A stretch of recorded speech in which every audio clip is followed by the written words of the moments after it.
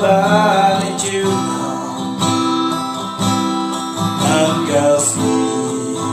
ngày ấy nó tan happy đưa qua đang kìm em sẽ đưa qua ngăn đá thia nghe nhà ruồi nhà gà Jingbha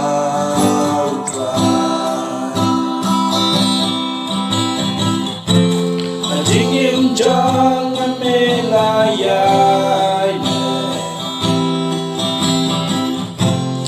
Jingbha jong anh mê lo ngủ ba ba cất ba ta